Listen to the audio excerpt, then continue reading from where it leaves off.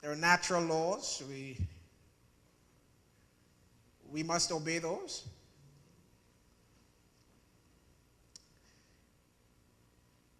There are civil laws. What about those? Is a Christian responsible for obeying those as well? Somebody says yes. Should you obey the civil laws, the laws of the land? I want to show you a couple of things quickly. I need to say a few things before I tell you what I really want to tell you today. What I really want to tell you, I'm going to tell you in maybe 2 minutes. But in order for you to appreciate what I'm going to tell you, I need to set a few things in place. So 2 Corinthians chapter 5 and verse 10 tells us this: we must all appear before the judgment seat of Christ. We must all appear. Nobody is going to escape. You got to show up and give an account to God. All must appear before the judgment seat of Christ, and everyone may receive the things done in his body according to that he had done, whether it be good or whether it be bad, evil. So the natural laws that God has put in place, in operation, if we ignore those, we'll be responsible to God. As a matter of fact, one writer tells us that the entire universe is governed by natural law. Natural laws are the orderly principles that govern physical events and processes. The law of nature, as defined by science, is a precise description of how nature behaves under specific circumstances. So we rely on natural law. Everything we accomplish is achieved by stimulating and enlisting the support of natural laws. From the most modern technologies down to the basic fundamental laws of nature, everything is accomplished through the stimulation of some natural law. I'm told that even the most mundane acts like eating, you just open your mouth and you eat. Yeah? The food goes down, you swallow, stuff happens. God has designed all of these processes.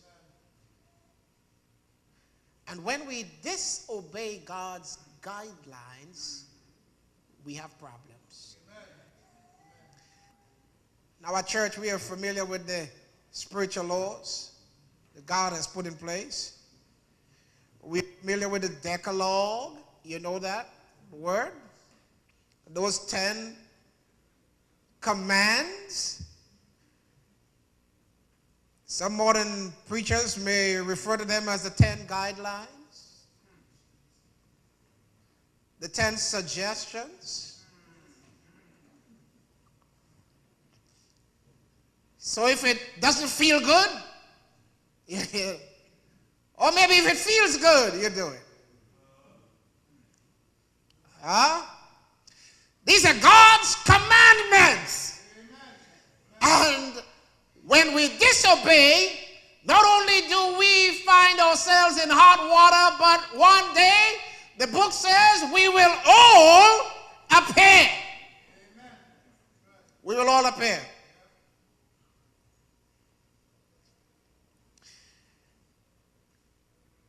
But I want to make a couple comments this morning with regard to the Christian's responsibility to God for obeying the civil laws. You think God requires a Christian to obey the civil authorities?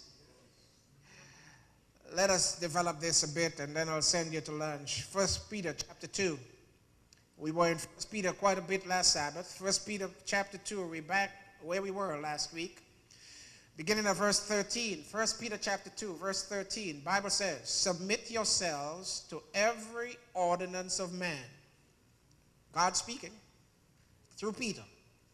Submit yourselves to every ordinance of man for the Lord's sake, whether it be to the king as supreme, or unto governors, or unto them that are sent by him for the punishment of evildoers, and for the praise of them that do well. As you read through the text, you get a sense that what Peter is saying in modern day language is, hey, obey the president.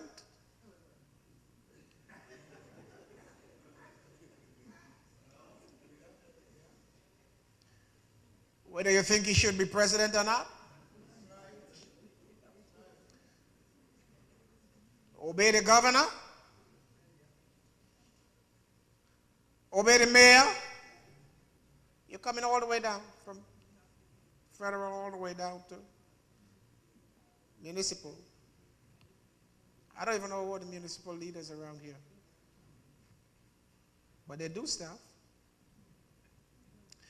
The Bible tells us in 1 Peter that we ought to obey the civil authorities.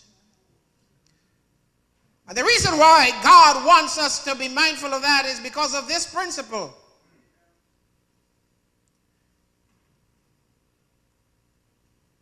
There's another one you stick in your pocket, take home with you. This is principle number 3 for today. God is the real authority behind man's government.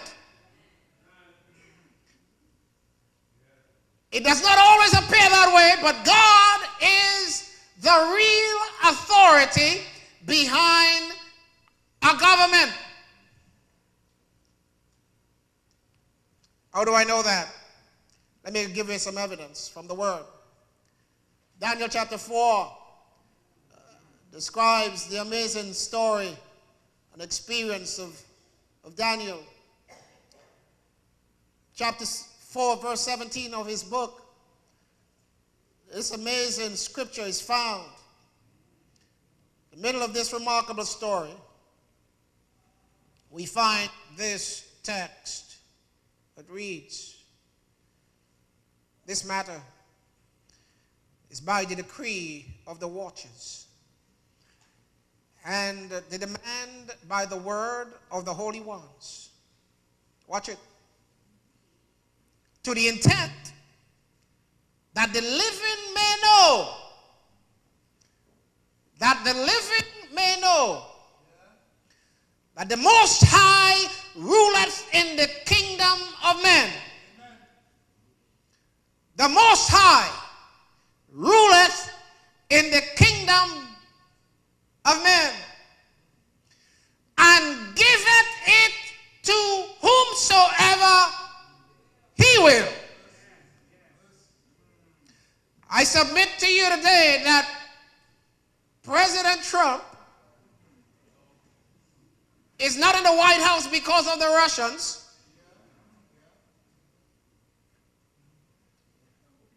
Yeah, the Russians may have tampered with the thing. Yeah? You think some Russian told you who to vote for? I submit to you, my brothers and my sisters, although it may not have been evident that President Trump is in the White House only because God put him there. And we may not like that. God, why you can do that thing to us, God? You know, we complain about the president, you know. We don't like his tweets and all of that. But based on what we are reading here from the experience of Daniel, we understand that God still rules. I told you, God created it. God owns it. It is God's. And we understand that when it comes to civil government, it is God who decides whom he's going to give the kingdoms to. The book says the Most High ruleth, and he giveth it to whomsoever he will. I'm submitting to you that the premise, the basic premise upon which I'm saying to you that we should obey the civil authorities is because God ultimately is the one who we are obeying. It's God. So verse 21 of Daniel chapter 2, Bible goes on to say, he changeth the times and the seasons. God. He changeth the times and the seasons. God. What does he also do? The book says he removeth kings and setteth up kings. God. He giveth wisdom to the wise and knowledge to them that know understanding. So it's God's stuff. What I'm telling you, my brothers and my sisters, is that when we disregard certain civil laws, and we think that we are disobeying the president or the governor or the police, or we are ultimately disobeying God. Principle. So when Jesus Christ was on trial and he was taken down there to see the governor Pontius Pilate, seeking people, the soldiers were seeking to have him killed. Jesus and Pilate had a little conversation that we read about there in John chapter 19. John chapter 19, the Bible tells us that Pilate spoke. Pilate spoke. Beginning at verse 10, John chapter 19, the Bible says, Then said Pilate unto him, speaking to Jesus, Then said Pilate unto him, Speakest thou not unto me? Knowest thou not that I have power to crucify thee, and have power to release ye? Don't you know that the power resides in me? I can crucify you, or I can choose to release you. Don't you know? Why are you talking to me like this? And Jesus looked at Pilate and replied. Next verse 11. Book says, Jesus answered, Thou couldst have no power, no power, no power, no power at all, no power at all against me, except it were given thee from where? From God.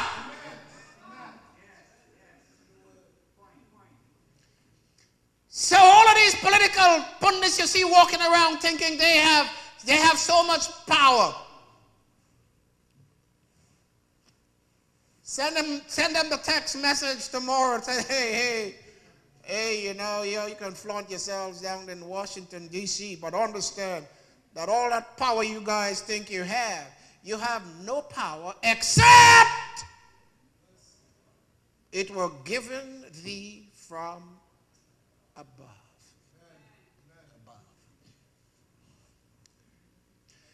So let me hurry up because I have to tell you what I have to tell you quickly. I know it's already lunchtime. So I discovered there are, the rarest fields of law. And we have to obey all of them. There are maritime laws. There's the law of the sea. There are bankruptcy laws.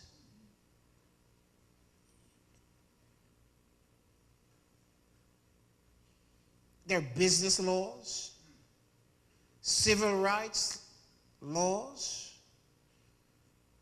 entertainment laws. We have to abide by all of them. All of them. Environmental laws, family laws. Oh man, a friend of mine there, now he gets his paycheck, and when he looks at the statement, the bottom line, statement, zero.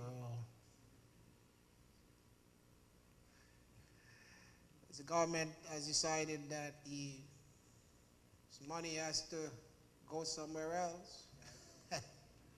Family laws, health laws, intellectual property laws, international laws, labor laws, military laws.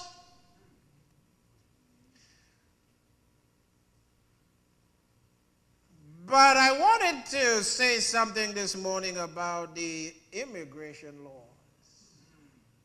I told you this potato is so hot. There are tax laws, there are real estate laws, there are personal injury laws. Immigration laws.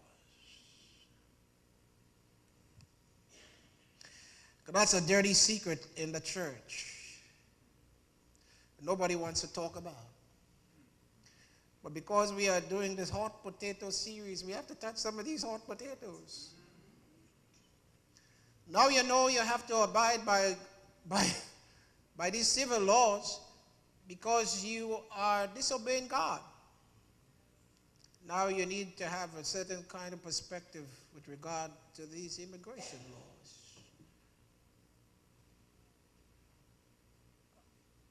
There are about 11.3 million. That's estimated by the Pew Research Center.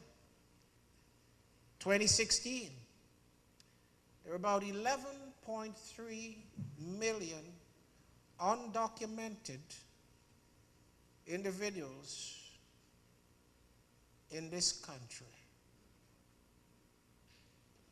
But 11.3. That's a lot of people.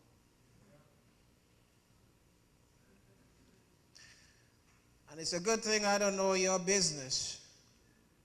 So I'm not talking about you. I'm just talking to you. But I happen to know that a lot of these 11.3 million are good Christians. Well, good Christians. Let me submit to you, my brothers and my sisters, that the very fact in the first place that you are undocumented suggests to me that you are under some law.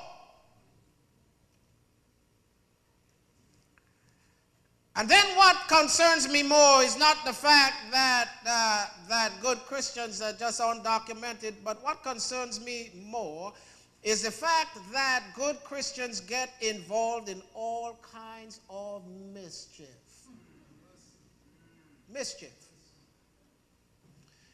I had a good friend who went to college with me, graduated, studied a bit of theology, and when we graduated and we were looking for pastoral jobs.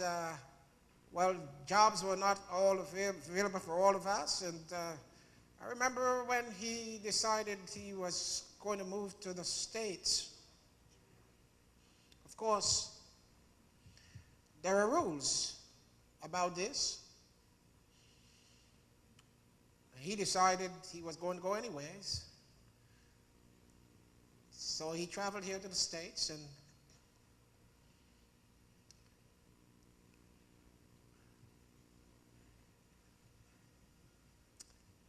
I visited with him one day, and we were talking about business, and he began to tell me about his exploits and everything he was able to do, and then he began to tell me how he got by. He said, first, my name is Freddie Wolf. I never forgot that name. My wife knows who Freddie Wolf is.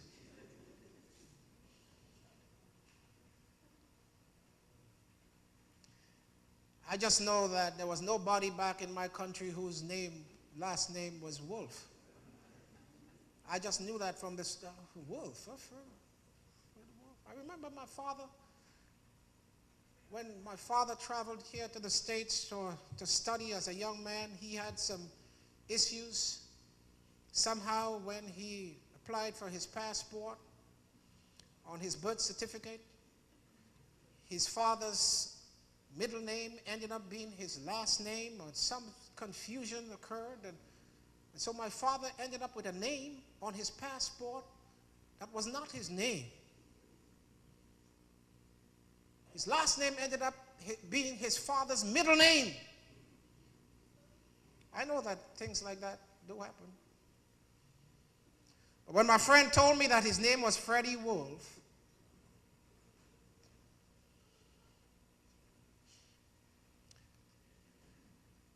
so he went somewhere to somebody, and for a sum of money he purchased a new identity and operated under the name Freddie Wolf. I'm going to submit to you this morning, my brothers and my sisters, that that is wrong. That practice is wrong. Now this potato is hot. But when you know, my favorite preacher used to say, you know, when you can't say amen, say ouch. It hurts. But it's wrong. It's wrong in the first place to be undocumented. It's wrong further to purchase forged documents.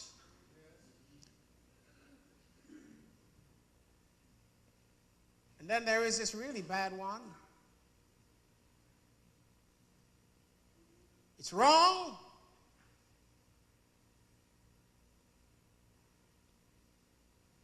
to arrange a marriage of convenience.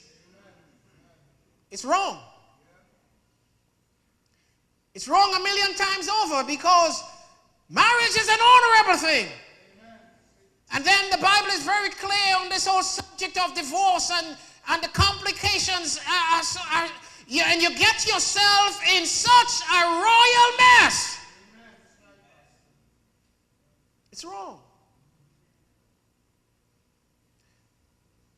On some of those issues, you ask me, Pastor, what am I supposed to do? That's a matter between you and God. I can't answer some of those questions personally, but what I can say to you, if you have not yet, and you're thinking about getting into some of that mischief, think again. What I want you to understand this morning is that we are going to be ultimately responsible to God for these actions that we take.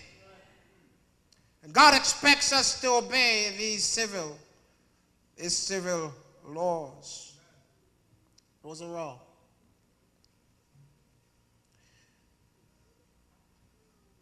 So those who may have already engaged in some of this stuff,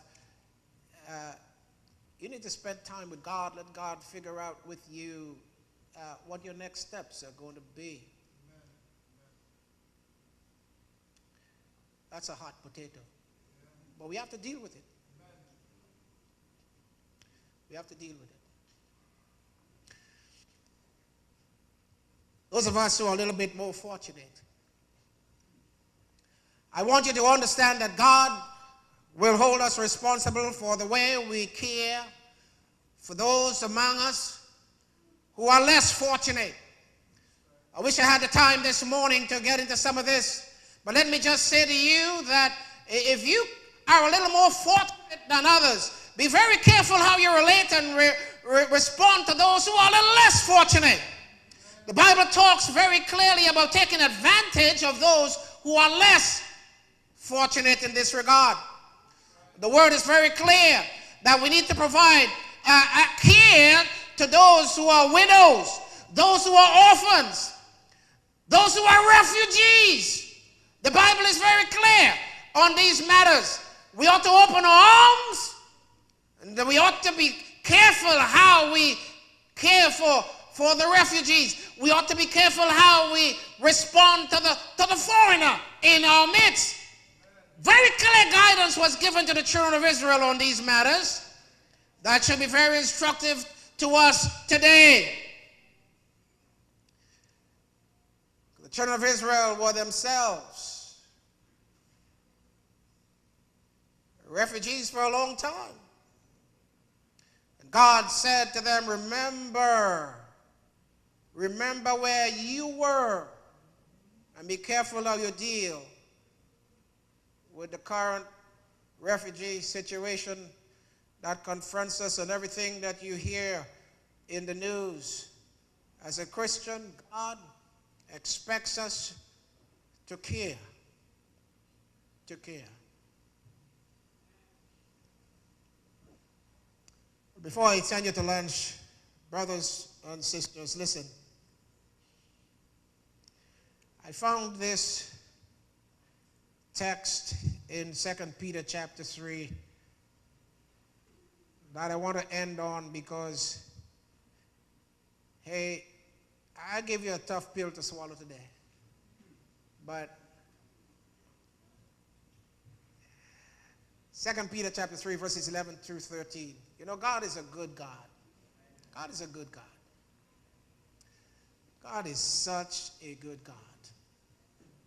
Regardless of whatever your situation is, where you find yourself, what you've done, where you've been, all of that stuff, regardless of all of these things, listen to what I found in 2 Peter chapter 3, because, you know, the most important thing in this life, the most important thing about living life here and now is ensuring that you are prepared for the life that is to come. The most important thing is ensuring that, not that you get a green card, that might be important to you. Not that you're able to get a U.S. passport, that might be important to you. You know, I had the privilege of working, I worked for the United Nations for some years. I had a United Nations passport, traveled with it, privileges galore. I had a U.S. passport, and because I was born Grenadian, I still have a Grenadian passport. When I traveled, man, I'd be figuring out which passport is going to be mine. Boy.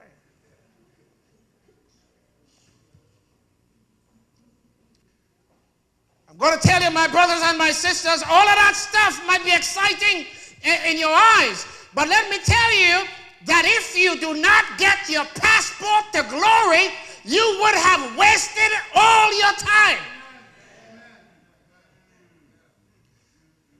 So you may think that you have to cut corners and do stuff because you want this card or you want this passport or you want this status. Understand, my brothers and my sisters, that the only status that will ultimately make sense is whether your name is written in the book of life, whether you are a citizen of heaven. That is the one and only thing that will ultimately make sense. So fret not yourself. Don't get too worked up and too excited about these things, because at the end of the day, So let me go to the text, 2 Peter chapter 3. Seeing then that all these things shall be dissolved. Seeing then that all these things shall be dissolved. What manner of persons ought you to be in holy conversation and godliness? All these things shall be dissolved. Looking for and hastening unto the coming of the day of God. Verse 12. Wherein the heavens being on fire shall be dissolved, and the elements shall melt with fervent heat. It will all be dissolved. Nevertheless, what a word. Nevertheless, we, according to his promise, look for new heavens and a new earth, wherein dwelleth righteousness. Let me say it again, my brothers and my sisters. I don't care what your status is today. I don't care what it is. What I do care about is when I get to heaven. When I get to heaven, whether you be there or not. Whether you be there or not. Are you listening to me? Let me tell you this. I'm done. I'm sending you to lunch. I think you got my message today. Well, let me tell you this. Over the last year, I have changed a whole lot. Personally, I have changed a whole lot. See, my wife is sitting right there. She'll tell you. Because she lives with me every day. 24/7, she's with me. She knows I've changed. I've changed.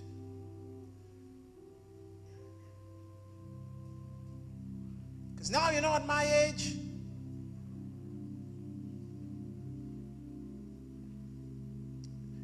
maybe I'm still in my prime.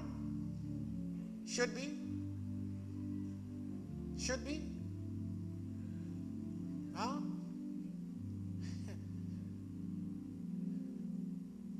When I went out back in the winter, when I went out that day to shovel the snow,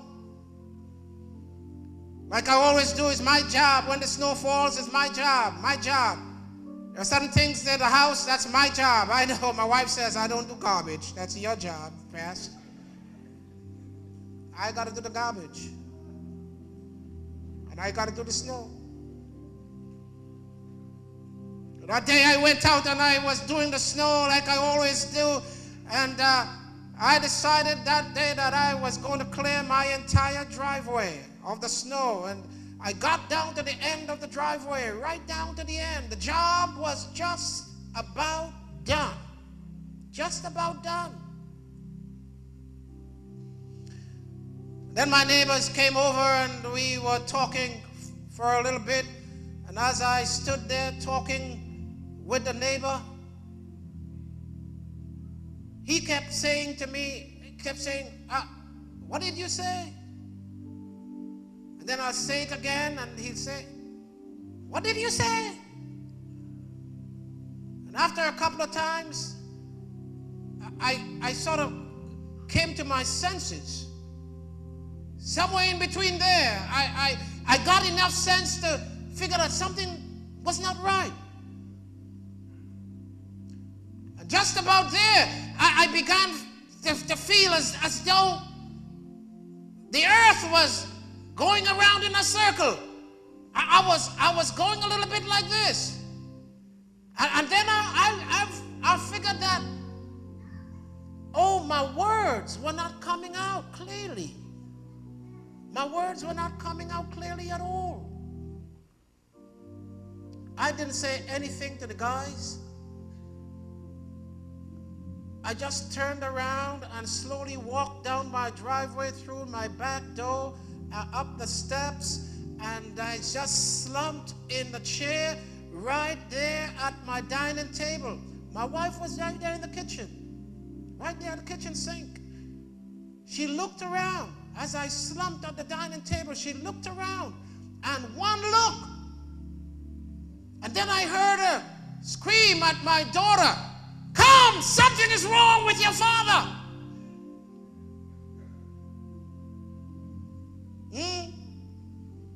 I ended up in the hospital, right?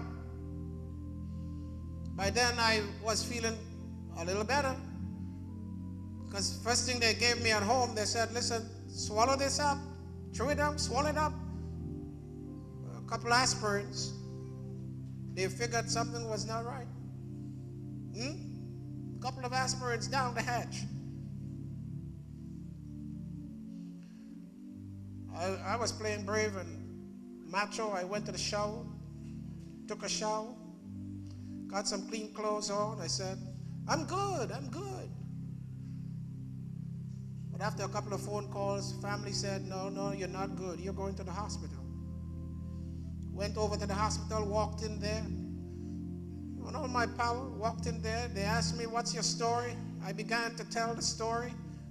And before the story was over, doctor calls. A gurney was brought over, stripped me of my clothing, sent me over to some exams. They began to look me over, and they did every test in the book. The doctor said, "What's going on?" Doctor said, "You know what?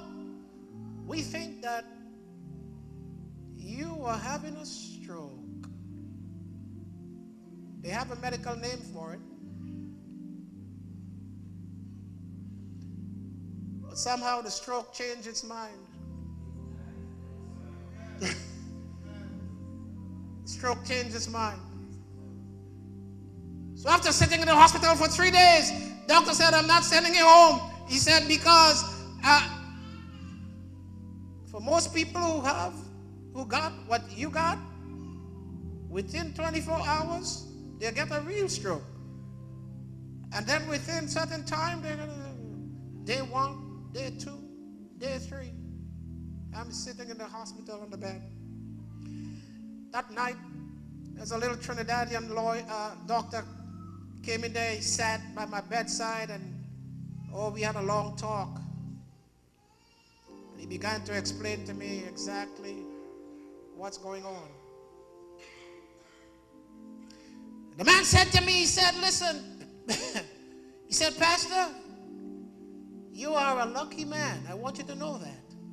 Because most people who experience what you experience, most people don't make it. They don't make it." So I had to think about that a little bit. The guy you see today, trust me, the guy you saw last year and the guy you see today standing before you, different guy. Different guy. Because now, Brother Gilbert, I understand that you could be walking down the street and moments later, you're dead. You're dead. And there's nothing that can prepare you. That will prepare you. You feel normal. I felt normal up to moments. And in a matter of a moment, I could have been gone. I could have been gone. Now, I have to figure out, if life is so fragile,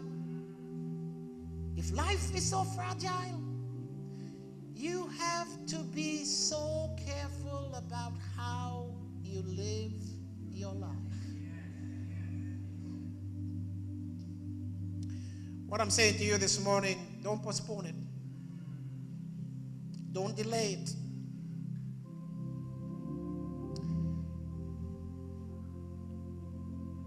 If your life is not right with God, it's not something to play with. It's not something to play with. It's not something that you can just take lightly and think that you have time. Next week, next month, next year. I learned that lesson. That's a lesson that I learned from my experience. Just a couple months ago, I'm talking about. Just a couple months ago. Do you think I look like somebody who's ready to die? Huh? A little bit again, you almost buried me.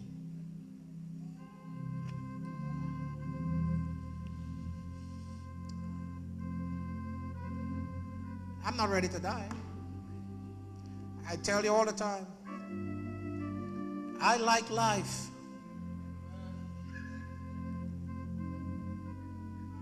But I will allow nothing to prevent me from enjoying eternal life. I take my seat, 2 Peter chapter 3, verse 13. Let me go to verse 13. Nevertheless, we, according to his promise, look for new heaven and a new earth.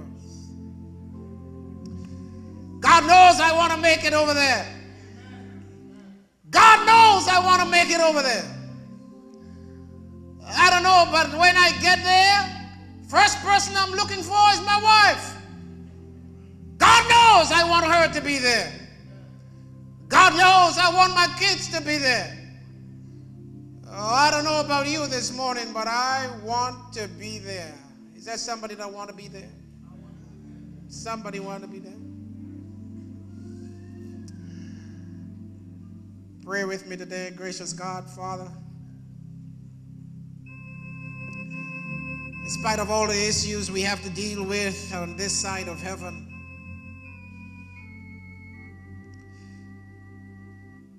oh God, what we want most so is to be saved in your kingdom.